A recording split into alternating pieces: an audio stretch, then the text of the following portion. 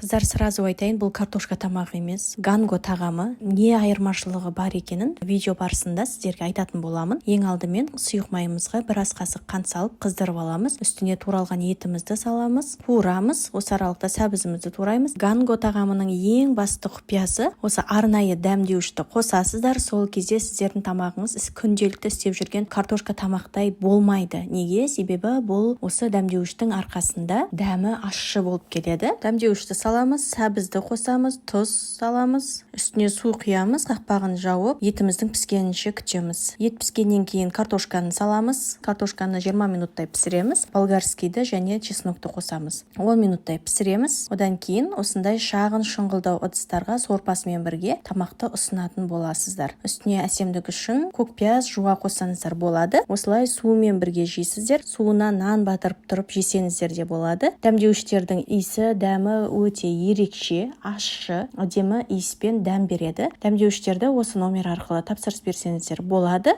Осындай ерекше тамақтарды қаласаңыз, менің парақшама тіркеліп алуды ұмытпаңыз. Жасап көріңіздер, ас болсын.